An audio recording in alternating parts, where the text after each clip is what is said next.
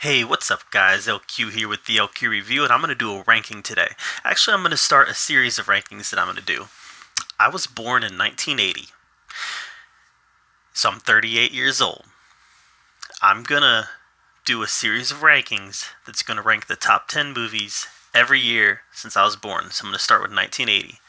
And then next week I'll do 1981, then I'll do 1982, and I'll just work my way up. The top 10 movies every year. So let's talk about 1980. 1980, obviously, I didn't make it out to the theater that year, but it did produce some movies that have become part of my regular rotation, and it produced some movies that helped define my fandom. There's some movies on this list that I grew up with, and just contributed to me becoming a gigantic movie dork. So let's talk about these. Let's go ahead and rank them. Now there's some on this list. There's first of all, there's some that didn't make this list that you might disagree with. If that's the case, that's perfectly fine. Let me know in the comments down below if there is a movie that came out in 1980 that you think should have been on this list that wasn't. And tell me why. Because this is not a list of the 10 best movies of that year. This is a list of my top 10 favorites that year. Alright, I'm telling you right now, Popeye is on this list. That's right, the Robin Williams Popeye is on this list.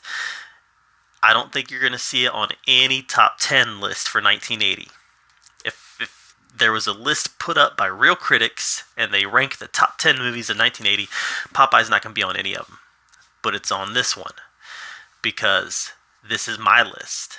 These are the movies that meant something to me. So let's talk about the top 10.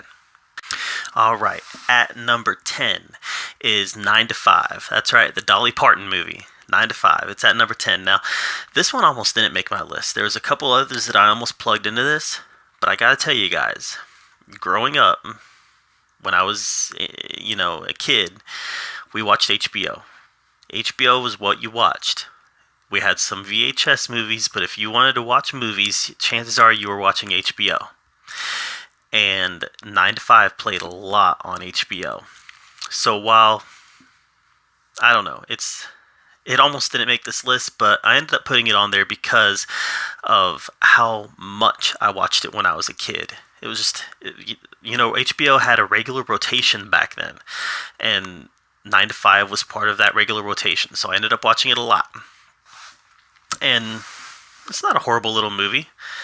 It's been a few years since I've seen it, to be fair, but it's definitely not a horrible little movie. And, 9 to 5 is number 10. Number 9 is Popeye. Robin Williams Popeye movie. It's just a fun movie. The songs are silly. Some of them are catchy. The one where Bluto sings "I'm mean." he says, "Last night I had a dream of beating myself up." I mean, it's ridiculous. It's ridiculous stuff. And the whole movie is ridiculous. Robin Williams has these prosthetics on his arm to make his forearms look huge. The whole thing's ridiculous.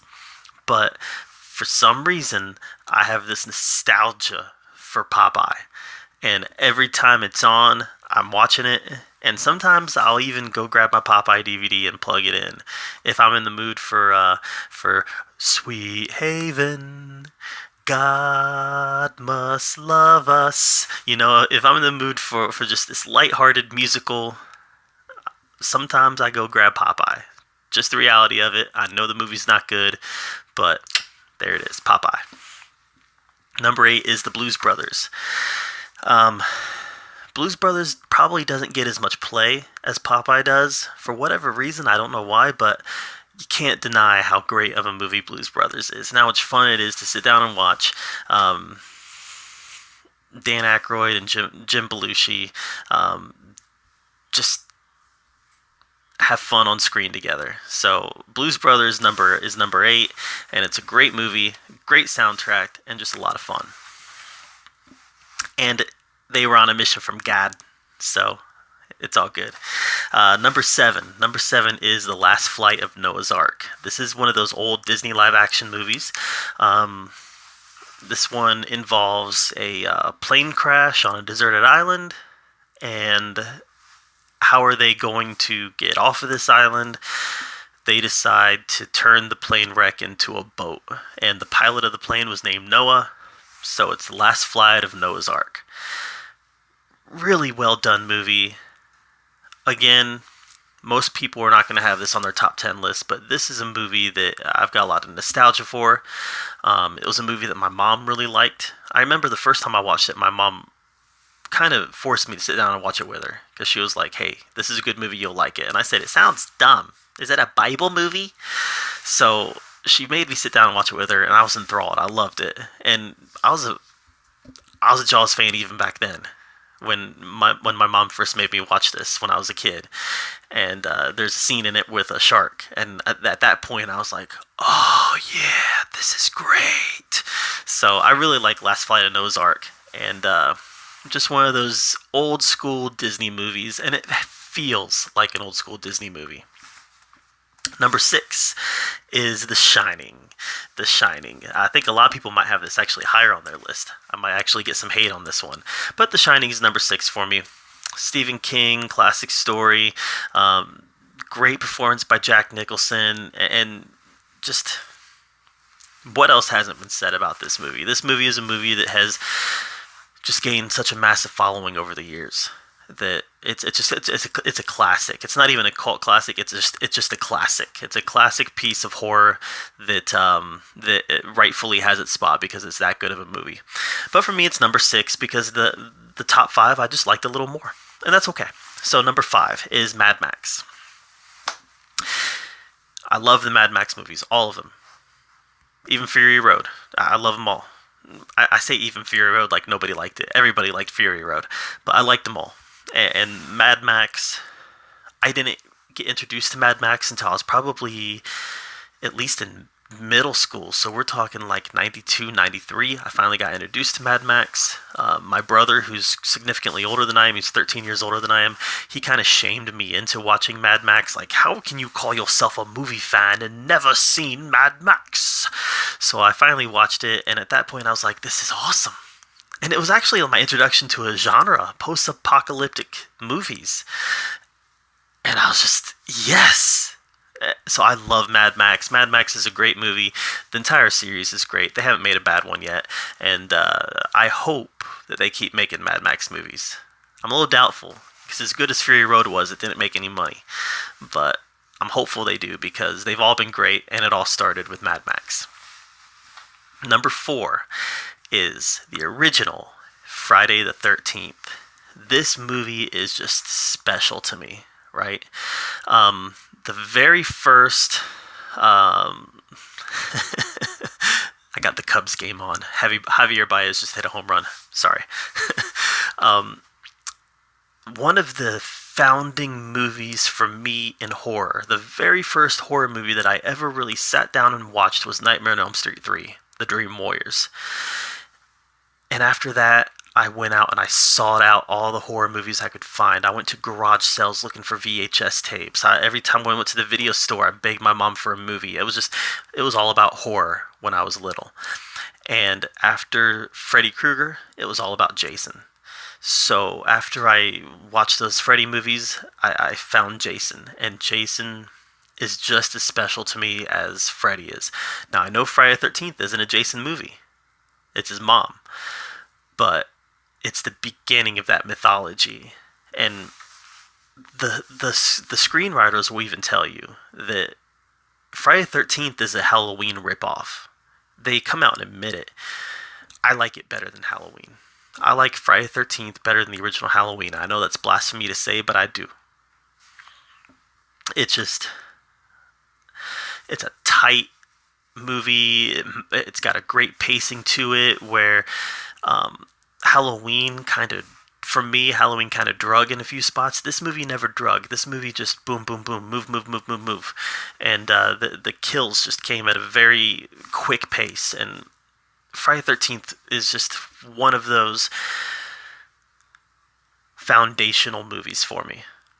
It created my fandom. So Friday the 13th is number 4. Number 3 is Airplane. I am serious, and don't call me Shirley. Airplane is great. I can't.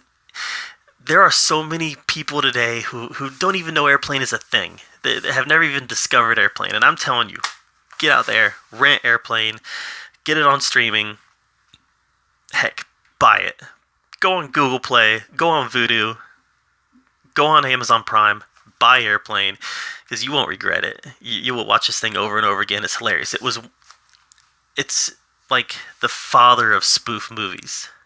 It created that mainstream genre for spoof movies. Because of Airplane, Hot Shots was able to happen, and Scary Movie was able to happen, and all the movies that came later that were just god awful. Airplane started it, and Airplane was funnier than any of them. Hot Shots Part 2 is hilarious, but Airplane is still the gold standard. So Airplane, I watch it probably at least once every other year. The Cubs just hit another home run. That's awesome. Airplane, I watch at least every other year. It's just a great, fantastic movie, a lot of fun, and I highly suggest anybody who hasn't seen it to go watch it. Very funny. But it's not as funny as my number 2 movie on this list. My number 2 movie on this list is Caddyshack. Caddyshack is phenomenal. Oh, Cinderella Story. I mean, just Bill Murray, Chevy Chase. I mean, the Rodney Dangerfield. This was all of them at their height when they were just gods on screen.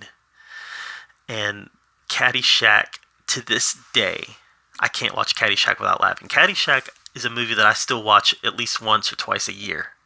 I just love it. It is so incredibly funny, and to its credit, unlike Airplane, I usually, even with the younger people, I don't run into too many people who have not seen Caddyshack. It's just, if you're a movie fan, you've seen Caddyshack, and you sing its praises because it's so good. And when I've seen some of the making of stories about Caddyshack, and when you think about how much of it was ad-libbed, how much of what they did wasn't even in the script, the scene with Bill Murray and Chevy Chase was all ad-libbed because they found out that the two biggest stars never even had a scene together. So they just threw him into Bill Murray's shack and said, go. And it was a great scene with Bill Murray and Chevy Chase doing what they do. And so just a great movie. Even today, if I'm out in the rain, I will quote the whole,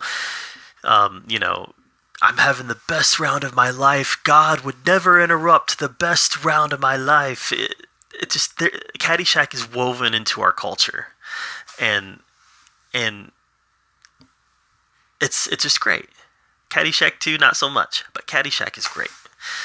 And finally, the best movie, my favorite movie, anyways, of 1980. This is probably going to be at top of anybody's list. Star Wars Episode 5, The Empire Strikes Back. So, I mean, what is there to say about The Empire Strikes Back that hasn't been said? It's the best movie in the best franchise. There it is. It's not the best movie ever, but it's the best movie in the best franchise. So, 1980, Empire Strikes Back. So let's go over it again. Number 10, 9 to 5. Number 9 is Popeye. Number 8 is The Blues Brothers. Number 7, Last Flight of Noah's Ark. Number 6 is The Shining. Number 5 is Mad Max. Number 4 is Friday the 13th. Number 3 is Airplane. Number 2 is Caddyshack. And number 1 is Star Wars Episode 5, The Empire Strikes Back. So I'm LQ. Thank you for being here as we counted down the top 10 movies of 1980.